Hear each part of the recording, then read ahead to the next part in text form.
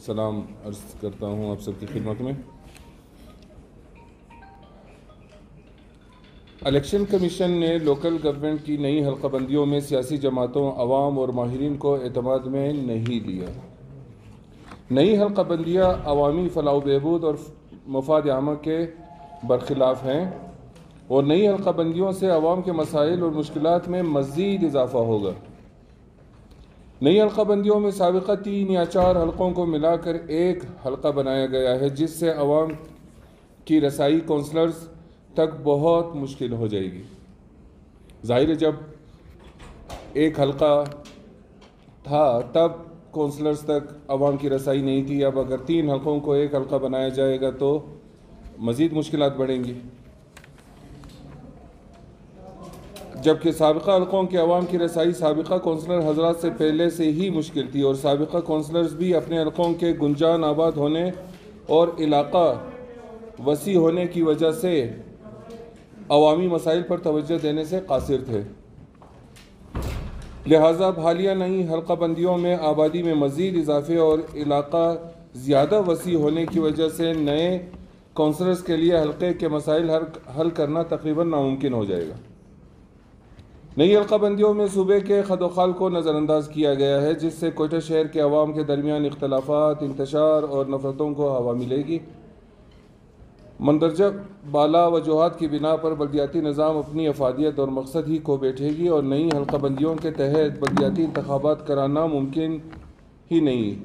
اگر بلدیاتی انتخابات کرانا ضروری ہے تو اتفاق رائے قائم ہونے تک کم از کم پرانے حلقہ بندیوں کے تحت انتخابات کرائے جائیں۔ بلدیاتی نظام کو جدید خطوط پر استوار کرنے کی ضرورت ہے۔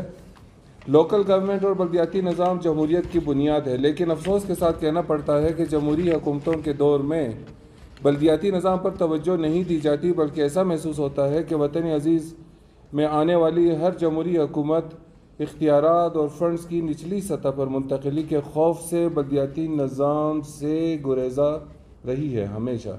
اس ضمن میں ایک بات کرتا چلوں کہ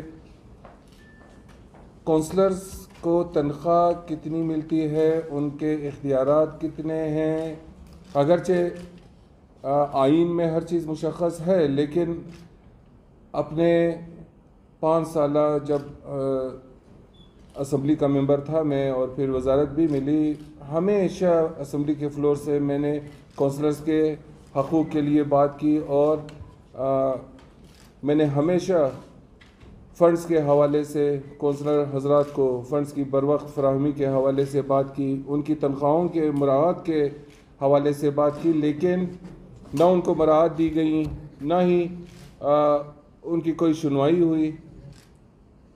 اور مزید یہ کہ اب ان کے اختیارات سلب کر لیے گئے ہیں اور ساتھ ہی ساتھ وسیع حلقوں کی وجہ سے عوام کو ان سے متنفر کیا جائے گا۔ ہم سمجھتے ہیں کہ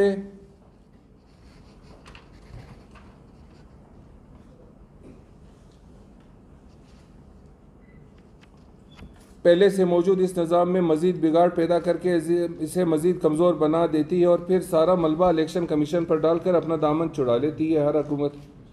ہم سمجھتے ہیں کہ متنازع نئی حلقہ بندیوں کا ذمہ دار وفاقی اور صوبائی حکومتیں ہیں۔ ایک ہی ملک میں بیک وقت مختلف بلدیاتی نظام رائج ہیں۔ انتہائی تأسف کی بات ہے کہ مشرف جیسا ایک آمر ایک نظام متعارف کرواتا ہے جو کہ کسی حد تک دوسرے ساروں سے بہتر نظام تھا، لیکن جمہوریت کے دعوے دار جمہوری حکومتیں وطن عزیز میں جمہوریت کی بنیاد کو کھوکھلا بناتی ہیں۔ نئی حلقہ بندیاں بھی اسی سلسلے کی ایک کڑی ہے۔ عوام مضطرب ہیں اور نئی حلقہ بندیوں کو یکسر مسترد کر چکے ہیں۔ عوامی رائے کا احترام کرتے ہوئے حکومت سے مطالبہ کرتے ہیں کہ نئی حلقہ بندیوں کو ختم کر کے تمام سیاسی جماعتوں کو اعتماد میں لے کر مناسب حلقہ بندیاں کریں یا کم از کم سابقہ حلقہ بندیوں کو جزوی طور پر بحال ہو جانا چاہیے۔ یہاں میں ایک بات کرتا چلوں کہ اگر تو 20,000 ووٹرز کی بنیاد پہ یہ حلقہ بندیاں کی گئی ہیں.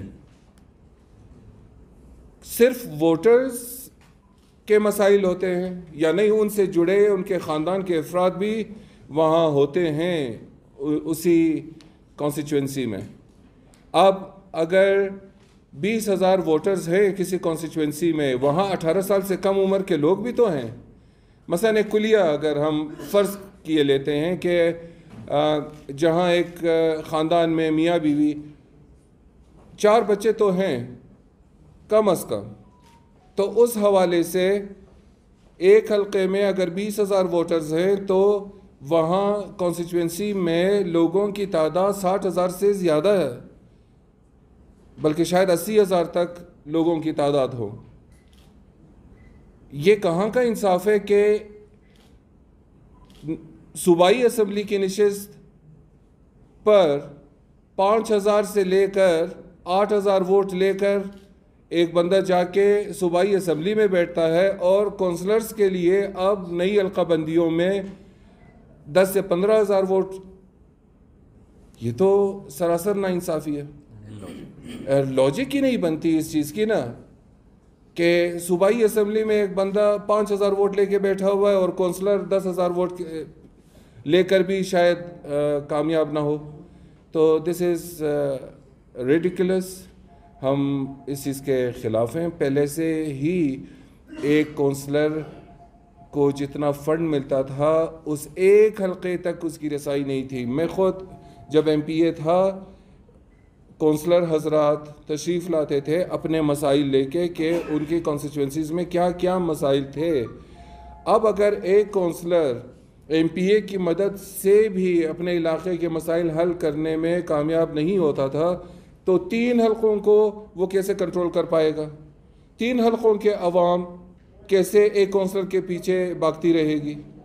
خدا را جب بھی پالیسی بنائی جاتی ہے کم از کم ان سارے زمینی حقائق کو مد نظر رکھنے کی ضرورت ہے.